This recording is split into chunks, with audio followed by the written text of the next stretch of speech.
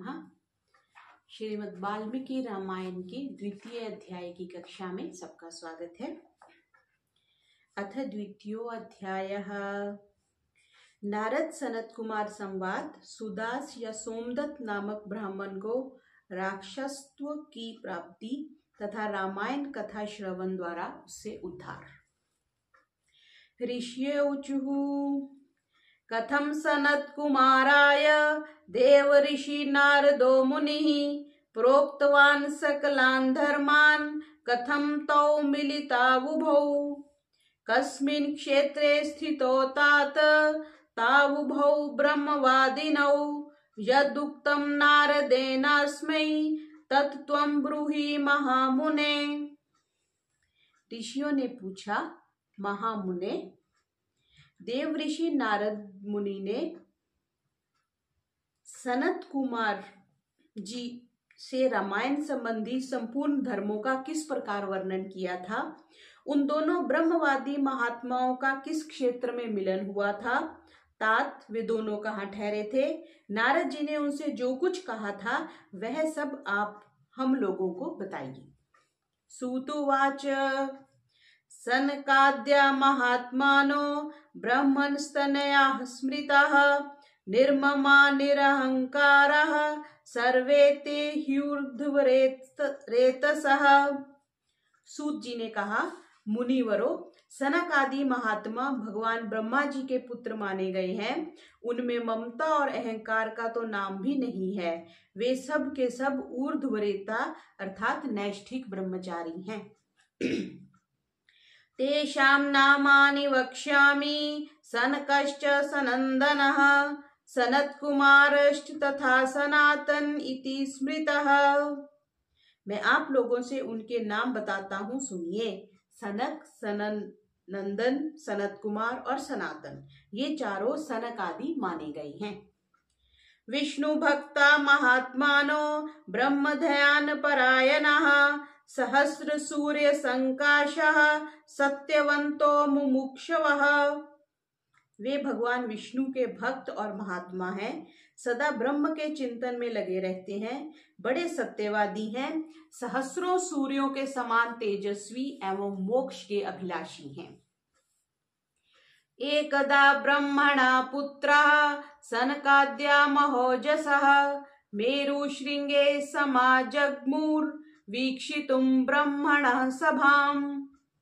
एक दिन वे महातेजस्वी ब्रह्मपुत्र सनक आदि ब्रह्मा जी की सभा देखने के लिए मेरु पर्वत के शिखर पर गए। तत्र गंगा महापुण्यां विष्णु पादोदभां नदीं निरीक्ष्य सनातुमुद्युक्तः सीताख्यां प्रार्थितोजसः। तत्र गंगां महापुण्यां विष्णु पादोद्भवां नदीं निरीक्ष्य स्नातुमुद्युक्तः सीताख्यां प्रथितोजसः। वहां भगवान विष्णु के चरणों से प्रकट हुई परम पुण्यमयी गंगा नदी, जिन्हें सीता भी कहते हैं, बह रही थी। गंगा नदी का नाम सीता भी है। उनका दर्शन करके वे तेजस्वी महात्मा उनके जल में स्नान करने को उद्यत हुए। एतस्मिन्नन्तरे विप्रा देव ऋषि नारदो मुनिः आजगामोचरन्नाम हरेर्नारायणादिकम्। ब्राह्मणों, इतने में देव ऋषि नारद मुनि भगवान के नारायण आदि नामों का उच्चारण करते हुए वहां आ पहुंचे। नारायणाच्युतांत वासुदेव जनार्दन यज्ञेश यज्ञ पुरुष राम विष्णु नमोस्तुते इत्युच्चरन् हरेर्नाम पावयन् अखिलं जगत् आजगाम स्तुवन् गंगां मुनिर्लोकैकपावनीम्। वे नारायण, अच्युत, अनंत, वासुदेव, जनार्दन, यज्ञेश, यज्ञ पुरुष, राम, विष्णु, आपको नमस्कार है। इस प्रकार भगवान नाम का उच्चारण करके संपूर्ण जगत को पवित्र बनाते और एकमात्र लोक पावनी गंगा की स्तुति करते हुए वहां आए।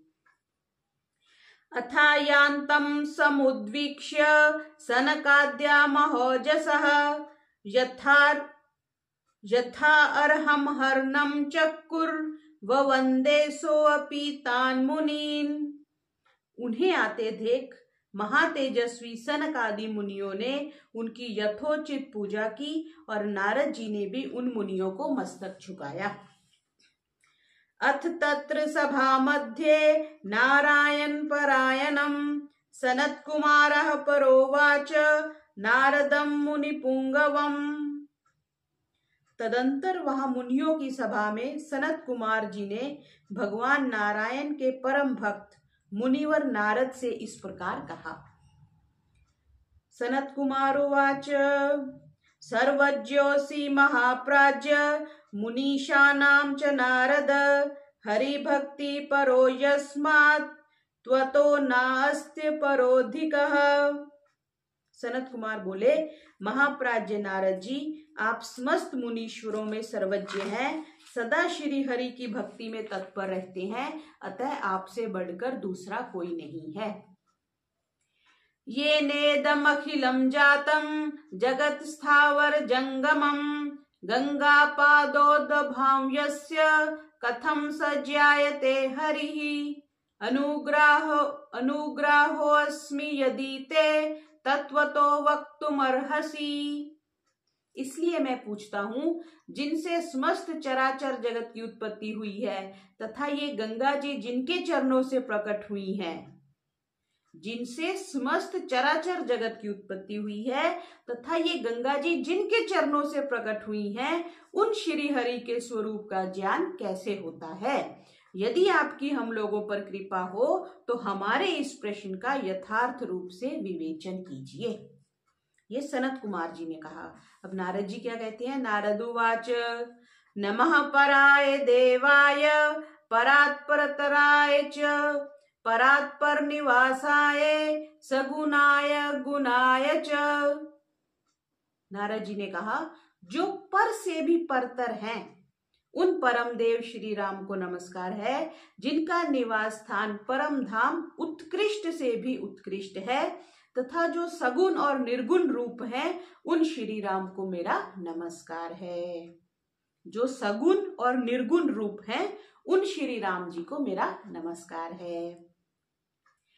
ज्ञान ज्ञान स्वरूपाय धर्म धर्म स्वरूपिणे विद्या विद्या स्वरूपाय स्वस्वरूपाय ते नमः। ज्ञान अज्ञान, धर्म अधर्म तथा विद्या और अविद्या, ये सब जिनके अपने ही स्वरूप हैं तथा जो सबके आत्म रूप हैं, उन आप परमेश्वर को नमस्कार है। यो दैत्यहंता नरकांतकाश्च भुजाग्रमात्रेंच धर्म गोपता भूभार संघात विनोद कामम नमामि देवम रघुवंश दीपम। जो दैत्यों का विनाश और नरक का अंत करने वाले हैं, जो अपने हाथ के संकेत मात्र से अथवा अपनी भुजाओं के बल से धर्म की रक्षा करते हैं, पृथ्वी के भार का विनाश जिनका मनोरंजन मात्र है और जो उस मनोरंजन की सदा अभिलाषा रखते हैं, उन रघुकुल दीप श्री राम देव को मैं नमस्कार करता हूँ। आविर्भूतश्चतुर्धा यः कपिभिः परिवारितः हत्वान् राक्षसानीकं रामं दाशरथिं भजे। जो एक होकर भी 4 स्वरूपों में अवतीर्ण होते हैं, जिन्होंने वानरों को साथ लेकर राक्षस सेना का संहार किया है, उन दशरथ नंदन श्री रामचंद्र जी का मैं भजन करता हूँ। एवं आदीन एकानि चरितानि महात्मनः तेषां नामानि संख्यातुं शक्यन्ते न शब्दकोटिभिः। भगवान श्री राम के ऐसे ऐसे अनेक चरित्र हैं जिनके नाम करोड़ों वर्षों में भी नहीं गिनाए जा सकते हैं। महिमानं तु यन्नाम्नः पारं गन्तुं न शक्यते मुनिभिश्च मुनीन्द्रैश्च कथं तं क्षुल्लको भजेत्। जिनके नाम की महिमा का मनु और मुनीश्वर भी पार नहीं पा सकते, वहां मेरे जैसे क्षुद्र जीव की पहुंच कैसे हो सकती है। यन्नामनः स्मरेणापि महापातकिनोऽपि ये पावनत्वं प्रपद्यन्ते कथं स्तोष्यामि क्षुल्लधिः। जिनके नाम के स्मरण मात्र से बड़े बड़े पातकी भी पावन बन जाते हैं, उन परमात्मा का स्तोवन मेरे जैसा तुच्छ बुद्धि वाला प्राणी कैसे कर सकता है। रामायण परायेतु घोरे कलियुगे द्विजः त एव कृत्कृत्याश्च तेषां नित्यं नमोस्तुते। जो द्विज घोर कलियुग में रामायण कथा का आश्रय लेते हैं वे ही कृतकृत्य हैं। जो द्विज घोर कलयुग में रामायण कथा का आश्रय लेते हैं वे ही कृतकृत्य हैं। उनके लिए तुम्हें सदा नमस्कार करना चाहिए। ऊर्जे मासेक्षिते पक्षे चैत्रे माघे तथैव च नभान्याकिलं श्रोत्रव्यं रामायण कथामृतम्। सनत कुमार जी, भगवान की महिमा को जानने के लिए कार्तिक, माघ और चैत्र के शुक्ल पक्ष में रामायण की अमृतमयी कथा का नवाह श्रवण करना चाहिए। गौतम शाप्तः प्राप्तः सुदासो राक्षसीं तनुं रामायण प्रभावेन विमुक्तिं प्राप्तवानसौ। ब्राह्मण सुदास गौतम के शाप से राक्षस शरीर को प्राप्त हो गए थे, परंतु रामायण के प्रभाव से ही उन्हें उस शाप से छुटकारा मिला था। सनत कुमार उवाच रामायणं केन प्रोक्तं सर्वधर्म फलप्रदं प्राप्तः कथं गौतमेन सौदासो मुनिसत्तम रामायण प्रभावेन कथं भूयो विमोक्षितः। सनत कुमार ने पूछा, मुनि श्रेष्ठ, संपूर्ण धर्मों का फल देने वाली रामायण कथा का किसने वर्णन किया है? सौदास को गौतम द्वारा कैसे शाप प्राप्त हुआ? फिर वे रामायण के प्रभाव से किस प्रकार शाप मुक्त हुए थे? अनुग्राहो अस्मि यदि ते तत्वतो वक्तुमर्हसि सर्वं एतद् अशेषेण मुनेनो वक्तुमर्हसि शृण्वतां वदतां चैव कथा पाप विनाशिनी।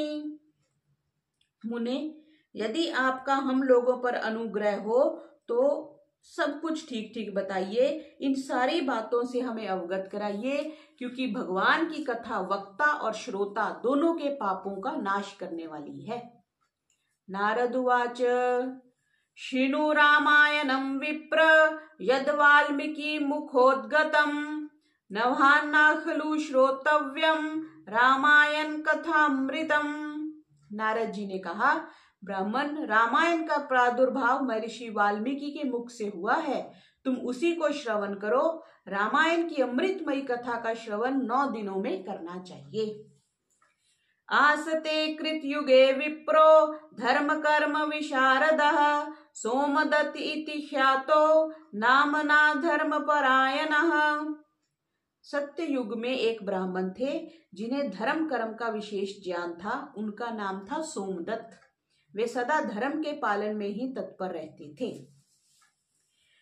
विप्रस्तु गौतमाख्येन मुनिना ब्रह्मवादिना श्राविता सर्वधर्मांश्च गंगातीरे मनोरमे पुराण शास्त्र कथनैस्तेनासौ बोधितोऽपि च श्रुतवान् सर्वधर्मान् वै तेनोक्तान् खिलानपि।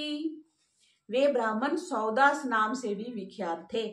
ब्राह्मण ने ब्रह्मवादी गौतम मुनि से गंगा जी के मनोरम तट पर संपूर्ण धर्मों का उपदेश सुना था।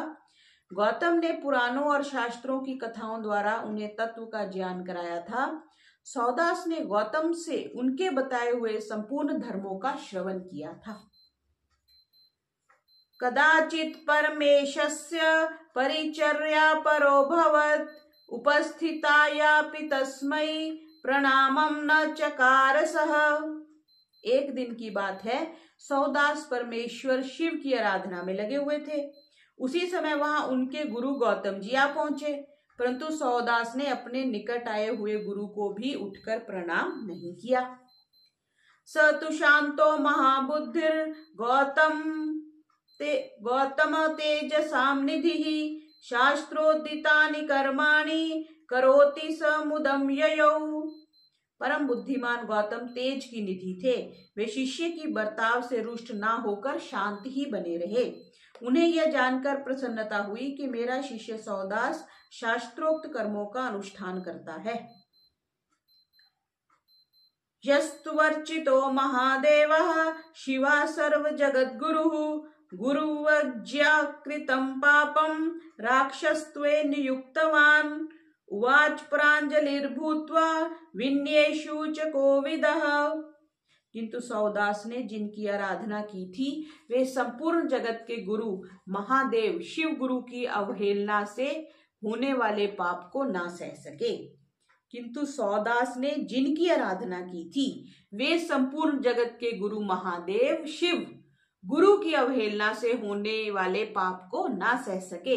उन्होंने सौदास को राक्षस की योनि में जाने का शाप दे दिया।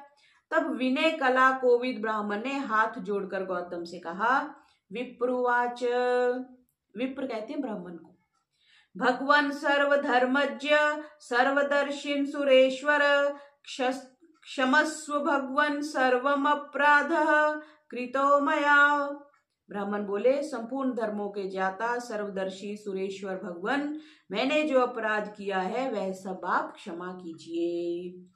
गौतम उवाच, ऊर्जे माते सिते पक्षे रामायण कथामृतम नवहन्ना चैव श्रोतव्यम भक्ति भावेन सादरम नात्यंतिकम भवेते दद द्वादशाब्दम भविष्यति।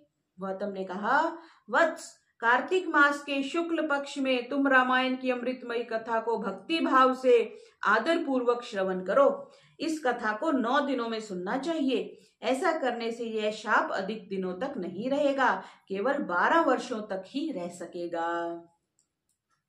विप्रोवाच, केन रामायणं प्रोक्तं चरितानि तु कस्य वै एतत् सर्वं महाप्राज्य संक्षेपाद् वक्तुमर्हसि मनसा प्रीतिमापन्नो ववन्दे चरणौ गुरोः। ब्राह्मण ने पूछा, रामायण की कथा किसने कही है तथा उसमें किसके चरित्रों का वर्णन किया गया है? महामते, यह सब संक्षेप से बताने की कृपा करें। यूं कहकर मन ही मन प्रसन्न हो सौदास ने गुरु के चरणों में प्रणाम किया। गौतम उवाच, श्रीनु रामायणं विप्र वाल्मीकि मुनिना कृतं येन रामावतारेण राक्षसा रावणादयः हतास्तु देव कार्यं हि चरितं तस्य तच्छृणु कार्तिके च सिते पक्षे कथा रामायणस्य तु नवमे अहनि श्रोतव्या सर्व पाप प्रणाशनी। गौतम ने कहा, ब्राह्मण सुनो, रामायण काव्य का निर्माण वाल्मीकि मुनि ने किया है। जिन भगवान श्री राम ने अवतार ग्रहण करके रावण आदि राक्षसों का संहार किया और देवताओं का कार्य संवारा था, उन्हीं के चरित्र का रामायण काव्य में वर्णन है। तुम उसी का श्रवण करो। कार्तिक मास के शुक्ल पक्ष में 9वें दिन अर्थात प्रतिपदा से नवमी तक रामायण की कथा सुननी चाहिए। वह समस्त पापों का नाश करने वाली है। इति उक्त्वा चार्थ संपन्नो गौतमा स्वाश्रम ययौ विप्रोपि दुःखमापन्नो राक्षसीं तनुमाश्रितः। ऐसा कहकर पूर्ण काम गौतम ऋषि अपने आश्रम को चले गए। इधर सोमदत्त या सुदास नामक ब्राह्मण ने दुख मगन होकर राक्षस शरीर का आश्रय लिया। क्षुत पीड़िता पिपासार्तो नित्यं क्रोधपरायणः कृष्णक्षपाद्युतिर्भीमो बभ्राम विजने वने। वे सदा भूख प्यास से पीड़ित तथा क्रोध के वशीभूत रहते थे। उनके शरीर का रंग कृष्ण पक्ष की रात के समान काला था। वे भयानक राक्षस होकर निर्जन वन में भ्रमण करने लगे। मृगांश्च विविधांस्तत्र मनुष्यांश्च सरीसृपान् विहगान् प्लवगांश्चैव प्रसभातान् भक्षयत्। वहां वे नाना प्रकार के पशुओं, मनुष्यों, सांप, बिच्छू आदि जंतुओं, पक्षियों और वानरों को बलपूर्वक पकड़कर खा जाते थे। अस्थिभिर्बहुर्भिर्विप्रः पीत रक्त कलेवरः रक्ताद प्रेतकैश्चैव तेनासीद भूर्भयंकरी। ब्रह्म ऋषियों, उस राक्षस के द्वारा यह पृथ्वी बहुत सी हड्डियों और लाल पीले शरीर वाले रक्तपाई प्रेतों से परिपूर्ण हो अत्यंत भयंकर दिखाई देने लगी।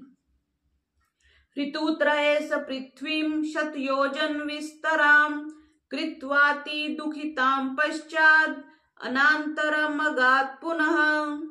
6 महीने में ही 100 योजन विस्तृत भूभाग को अत्यंत दुखित करते हुए वह राक्षस पुनः दूसरे किसी वन में चला गया। तत्रापि कृतवान् नित्यं नरमाशासनं सदा जगाम नर्मदा तीरे सर्वलोक भयंकरः। वहां भी वह प्रतिदिन नर मांस का भोजन करता रहा। संपूर्ण लोकों के मन में भय उत्पन्न करने वाला वह राक्षस घूमता घामता नर्मदा जी के तट पर जा पहुंचा। एतस्मिन्नन्तरे प्राप्तः कश्चिद् विप्रो अति धार्मिकः कलिंग देश संभूतो नामना गर्गिति स्मृतः। इसी समय कोई अत्यंत धर्मात्मा ब्राह्मण उधर आ निकला। उसका जन्म कलिंग देश में हुआ था। लोगों में वह गर्ग नाम से विख्यात था। वहन गंगा जलम स्कंधे स्तुवन विश्वेश्वरम प्रभुम गायन नामानि रामस्य समायातो अति हर्षितः।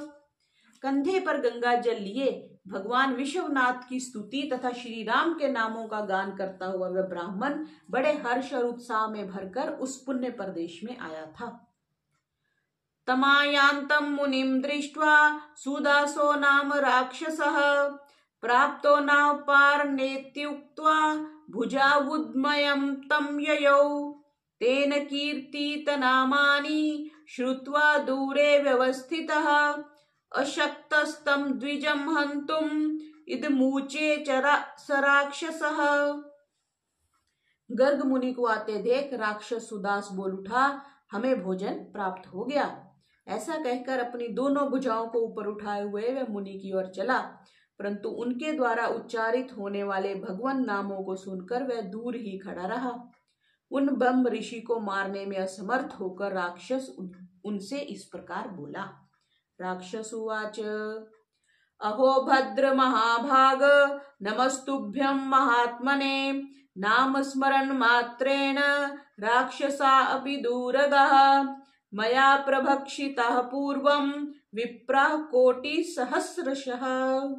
राक्षस ने कहा, ये तो बड़े आश्चर्य की बात है। भद्र महाभाग, आप महात्मा को नमस्कार है। आप जो भगवान नामों का स्मरण कर रहे हैं, इतने से भी राक्षस भी दूर भाग जाते हैं। मैंने पहले कोटि सहस्र ब्राह्मणों का भक्षण किया है।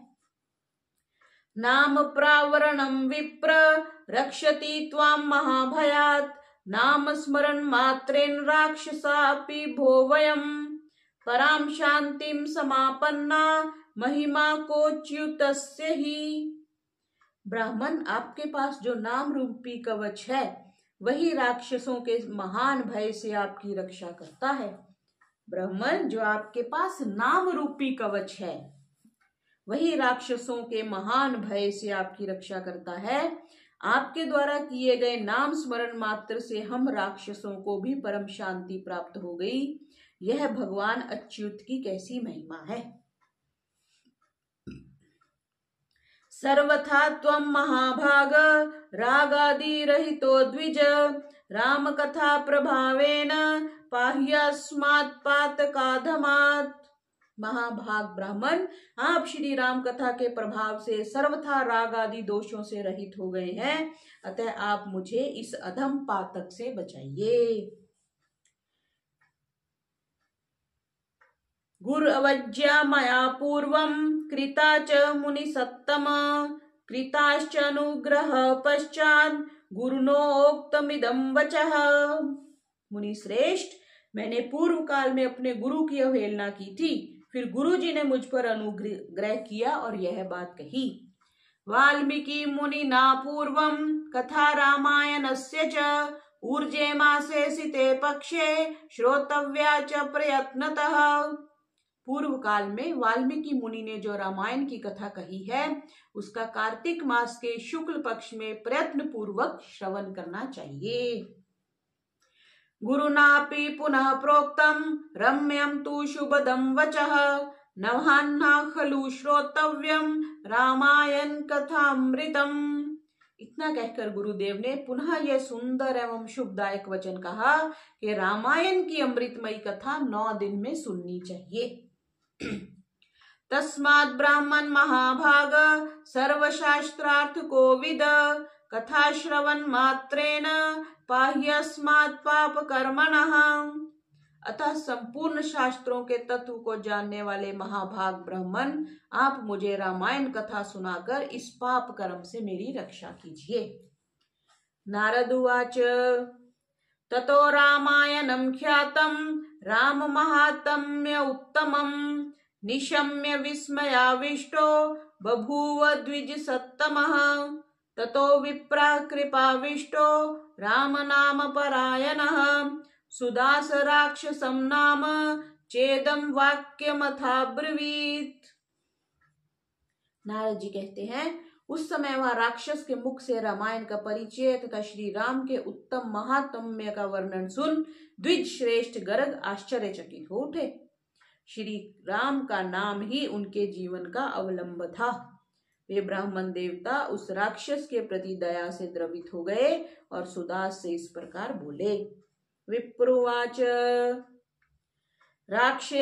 राक्षसेन्द्र महाभाग मतिस्ते विमला भवत् अस्मिन्नूर्जे सिते पक्षे रामायण कथां शृणु त्वं राम महात्म्यं राम भक्ति परायण।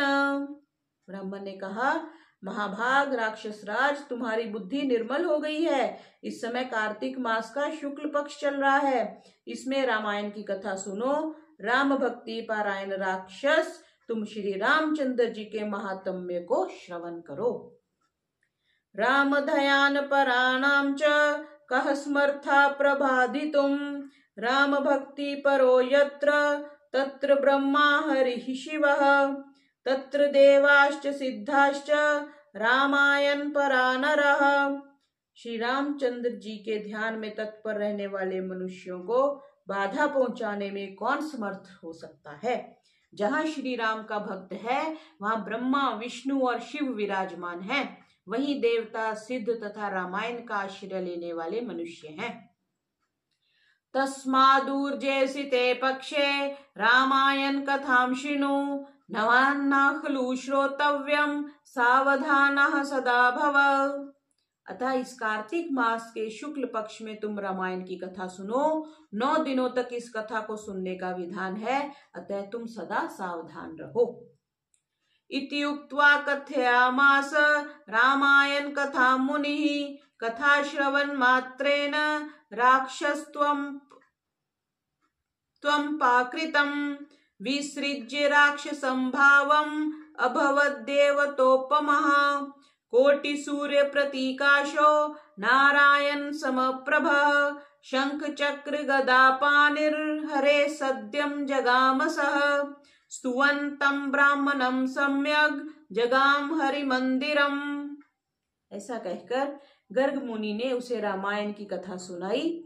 कथा सुनते ही उसका राक्षसत्व दूर हो गया। राक्षस भाव का परित्याग करके वह देवताओं के समान सुंदर, करोड़ों सूर्यों के समान तेजस्वी और भगवान नारायण के समान कांतिमान हो गया। अपनी 4 भुजाओं में शंख चक्र गदा और पद्म लिए वह श्री हरि के बैकुंठ धाम में चला गया। ब्राह्मण गर्ग मुनि की भूरी भूरी प्रशंसा करता हुआ वह भगवान के उत्तम धाम में जा पहुंचा।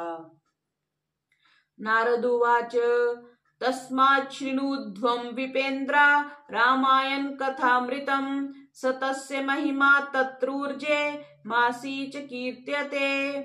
नारद जी कहते हैं, विप्रवरो, अतः आप लोग भी रामायण की अमृतमयी कथा सुनिए। इसके श्रवण की सदा ही महिमा है, किंतु कार्तिक मास में विशेष बताई गई है। यन्नाम स्मरणादेव महापातक कोटिभिः विमुक्तः सर्व पापेभ्यो नरो याति पराम गतिम। रामायण के नाम का स्मरण करने से ही मनुष्य करोड़ों महापातकों तथा समस्त पापों से मुक्त परम गति को प्राप्त होता है।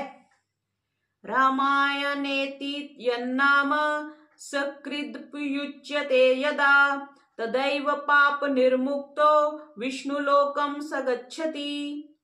मनुष्य रामायण इस नाम का जब एक बार भी उच्चारण करता है तभी वह समस्त पापों से मुक्त हो जाता है और अंत में भगवान विष्णु के लोक में चला जाता है। ये पठन्ति सदाख्यानं भक्त्या शृण्वन्ति ये नरः गंगा स्नानात् शतगुणं तेषां संजायते फलम्। जो मनुष्य सदा भक्ति भाव से रामायण कथा को पढ़ते और सुनते हैं उन्हें गंगा स्नान की अपेक्षा 100 गुना पुण्य फल प्राप्त होता है। इति श्री स्कंद पुराणे उत्तरखंडे नारद सनत कुमार संवादे रामायण महात्म्ये राक्षस मोक्षणम नाम द्वितीयोऽध्यायः। इस प्रकार श्री स्कंद पुराण के उत्तरखंड में नारद सनत कुमार संवाद के अंतर्गत वाल्मीकि रामायण महात्म्य के प्रसंग में राक्षस का उद्धार नामक दूसरा अध्याय पूरा हुआ। बोलिए श्री रामचंद्र भगवान की जय। सर्वेभ्यो नमः।